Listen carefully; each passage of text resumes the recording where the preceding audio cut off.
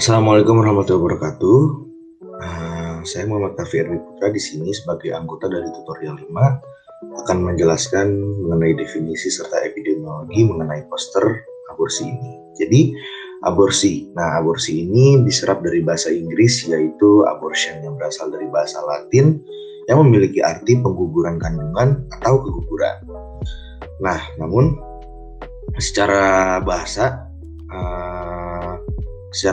Indonesia, aborsi juga dijelaskan sebagai terpencarnya embrio yang tidak mungkin lagi hidup sebelum habis bulan keempat dari kehamilan, atau aborsi bisa didefinisikan sebagai pengguguran janin atau embrio setelah melebihi masa 2 bulan kehamilan.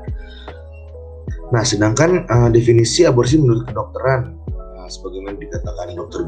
Gulardi, beliau mengatakan aborsi adalah berhentinya atau mati dan dikeluarkannya kehamilan sebelum 20 minggu dihitung dari haid terakhir, atau berat janin kurang dari 500 gram atau panjang janin kurang dari 25 cm. Pada umumnya abortus terjadi sebelum kehamilan 3 bulan gitu. Kemudian untuk angka aborsi di Indonesia, nah diperkirakan ini terjadi 1,7 juta aborsi terjadi di Pulau Jawa pada tahun 2018. Hal ini sesuai dengan tingkat 43 aborsi per 1000 wanita berusia 15-49 tahun. Nah, sebagai perbandingan saja, tingkat aborsi regional untuk Asia Tenggara adalah 34 aborsi per 1000 wanita. Jadi Indonesia itu mempunyai tadi 43, sedangkan Asia Tenggara itu mempunyai 34. Jadi Indonesia memang di atas Asia Tenggara. Nah, kemudian angka kejadian aborsi ini bervariasi di 4 provinsi dan juga 2 daerah istimewa di Jawa. Nah, pada tahun 2018, Jawa Timur memiliki tingkat aborsi terendah 30 per 1000. Dan juga DKI Jakarta memiliki tingkat aborsi tertinggi 68 per 1000. Kemudian, sebagian besar perempuan yang melakukan aborsi di Jawa dalam 3 tahun terakhir ini tidak mengalami komplikasi. Diperkirakan 12% mengalami komplikasi dan menerima perawatan pasca aborsi di Vaskes. Nah, di tahun 2018 ini, mayoritas perempuan 73% yang melakukan aborsi mengelolanya sendiri. Sekitar 1 dari 5 wanita, 21% melakukan aborsi dari dokter atau bidan. Sisanya 6% pergi ke penyedia jasa tradisional atau apoteker. Kemudian penggunaan jamu atau jamu tradisional Jawa adalah metode aborsi yang paling sering dilaporkan dan digunakan oleh 40% wanita yang melakukan aborsi. Hanya 8% wanita yang menggunakan jamu melaporkan komplikasi. Nah, beberapa wanita, 6% melaporkan mendapatkan prosedur pembedahan. Kemudian 16% menggunakan pil atau obat lain, sedangkan 39% menggunakan beberapa metode lain seperti halnya pijat yang dilakukan oleh penyedia jasa tradisional. Halo, saya Syifa Nabila. Di sini saya akan melanjutkan dari rekan saya sebelumnya yang akan menjelaskan mengenai indikasi atau aborsi seperti apa yang sebenarnya diperbolehkan di Indonesia. Di Indonesia sendiri, aborsi sudah diatur di dalam pengaturan hukum tentang aborsi, yaitu Undang-Undang Nomor 36 Tahun 2009 tentang Kesehatan, Pasal 75 yang berbunyi setiap orang dilarang melakukan aborsi, kecuali berdasarkan indikasi kedaruratan medis yang dideteksi sejak usia dini kehamilan, baik yang mengancam dan atau janin yang menderita penyakit genetik berat dan atau cacat bawaan maupun yang tidak dapat diperbaiki sehingga menyulitkan bayi tersebut hidup di luar kandungan. Dan yang terakhir, kehamilan akibat perkosaan yang dapat menimbulkan trauma psikologis bagi korban perkosaan. Selain itu, terdapat juga peraturan pemerintah nomor 61 tahun 2014 tentang kesehatan reproduksi. Aborsi tidak diizinkan kecuali dengan alasan kedaruratan medis ibu dan bayi serta bagi korban pemerkosaan. Contoh kasusnya yang diperbolehkan di Indonesia ialah kehamilan terjadi pada wanita yang sudah terlalu tua untuk hamil. Jika kehamilan ini dibiarkan, dikhawatirkan dapat menyebabkan kematian ibu. Maka dari itu, aborsi pada kasus ini diperbolehkan dan dapat dilakukan pada usia kandungan kurang dari 8 bulan. Kedaruratan medis di sini tidak hanya mencakup masalah fisik, tetapi juga psikis dan juga sosial. Sehingga sebelum dilakukan aborsi, pasien wajib mendapat konseling yang dapat dilakukan oleh konselor yang berkompeten juga berwenang. Selain itu, terdapat juga Peraturan Menteri Kesehatan atau Permenkes Nomor 3 Tahun 2016 tentang pelatihan dan penyelenggaraan pelayanan aborsi atas indikasi kedaruratan medis dan kehamilan akibat perkosaan. Di dalam Permenkes memperjelas tata laksana aborsi Indonesia. Seperti halnya pelayanan aborsi yang aman, bermutu, dan bertanggung jawab harus dilakukan oleh dokter yang sesuai dengan standar profesi, standar pelayanan, dan standar prosedur operasional, di mana dokter tersebut telah mendapat pelatihan dan bersertifikat. Aborsi juga bisa dilakukan di puskesmas, klinik pratama, klinik utama, dan atau rumah sakit. Dan dapat disimpulkan bahwa aborsi bersifat legal apabila dilakukan oleh tenaga kesehatan atau tenaga medis yang berkompeten berdasarkan indikasi kedaruratan medis dan akibat perkosaan, serta dengan persetujuan ibu yang hamil dan atau suami. Aborsi legal sering juga disebut sebagai aborsi buatan atau pengguguran dengan indikasi medis. Lalu bagaimana dengan aborsi dalam etika kedokteran?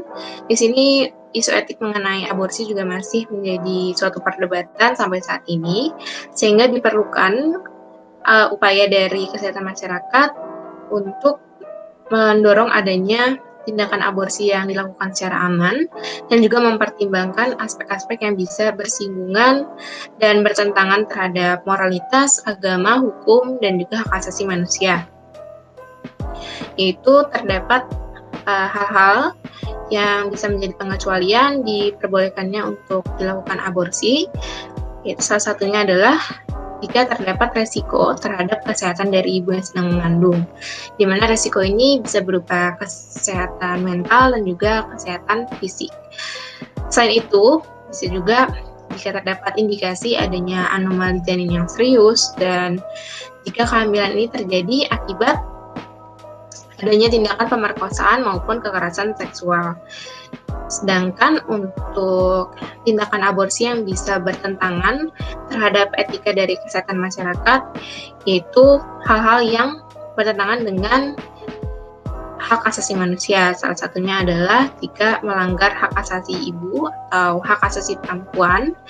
Di sini jika adanya pertentangan terhadap kebebasan dari individu yang juga melanggar prinsip dari etika kedokteran, yaitu prinsip otonomi, yang seharusnya kebijakan aborsi ini dilakukan dengan menghormati, melindungi, dan juga memenuhi hak asasi perempuan. Untuk contoh kasusnya, pelanggaran dari hak asasi ibu ini adalah yang berkaitan dengan pertumbuhan populasi di suatu negara atau wilayah, yaitu dengan adanya pemaksaan untuk mengakhiri kehamilan. Sedangkan untuk hal yang kedua, jika adanya pertentangan dengan kepentingan publik. Di sini untuk contoh kasusnya yaitu adanya aborsi yang selektif terhadap jenis kelamin. Biasanya akan terjadi tindakan aborsi yang diinduksi untuk jenis kelamin perempuan. Di mana ini bertentangan juga dengan aspek prinsip etika kedokteran, yaitu prinsip non-maleficence, karena tindakan aborsi di sini dapat membahayakan janin dan juga secara moral di sini bertentangan. Sehingga terdapat kerjasama antara WHO dan juga PBB untuk meluncurkan suatu basis data kebijakan aborsi global dengan akses yang terbuka pada tahun 2017. Ya, selanjutnya terdapat 4 komponen strategi kesehatan masyarakat yang etis dalam menangani aborsi menurut WHO. Yang pertama itu ada mengurangi kebutuhan dari aborsi, yaitu dengan cara meningkatkan penggunaan kontrasepsi, baik penggunaan kontrasepsi sebelum berhubungan seksual maupun setelah berhubungan seksual. Meningkatkan penggunaan kontrasepsi ini dilakukan dengan cara membuat informasi dan layanan kontrasepsi ini tersedia, dapat diakses dan juga terjangkau oleh masyarakat. Hal ini sudah terbukti di berbagai negara seperti Amerika Serikat, negara-negara di Eropa Timur dan juga Asia Tengah yang sudah memastikan bahwa peningkatan penggunaan kontrasepsi ini menurunkan angka aborsi. Kemudian sayangnya, kontrasepsi ini tidak mencegah kehamilan secara 100%, di mana sekitar 33 juta wanita masih mengalami kehamilan walaupun mereka menggunakan kontrasepsi, sehingga kita perlu menjamin keamanan untuk aborsi. Dan masuk ke poin 2, di mana kita perlu memastikan bahwa aborsi ini aman ketika dinyatakan legal. Hal ini sudah dinyatakan jelas pada Konferensi Internasional PBB pada tahun 1994 dan juga 1999, di mana dinyatakan bahwa aborsi yang tidak melanggar hukum harus mendapatkan pelayanan kesehatan yang aman dan juga dapat diakses. Di mana di sebagian besar negara, aborsi umumnya diperbolehkan untuk menyelamatkan kesehatan fisik maupun mental dari ibu, atau pada kondisi-kondisi tertentu seperti kasus pemerkosaan ataupun ketika terdapat gangguan pada janin. Kemudian pelayanan kesehatan itu juga harus mengetahui dan memahami kapan aborsi ini dinyatakan legal, sehingga dapat menjadi salah satu opsi ketika membahayakan keselamatan ibu. Dan tindakan untuk merahasiakan aborsi ini dinilai tidak etis dan melanggar hak asasi dari perempuan. Di mana perlu diingat juga bahwa ketika wanita tidak mendapatkan kesempatan untuk melakukan aborsi yang legal dan juga aman, maka mereka akan mencari tindakan aborsi yang bisa dilakukan walaupun aborsi itu dinilai ilegal dan juga membahayakan keselamatan mereka sehingga dapat menimbulkan berbagai komplikasi. Sehingga kita perlu juga memikirkan akses terhadap komplikasi dari treatment aborsi, di mana penyedia layanan kesehatan itu berkewajiban untuk memberikan perawatan medis yang menyelamatkan setiap wanita dari komplikasi tindakan aborsi, walaupun tindakan ini ilegal.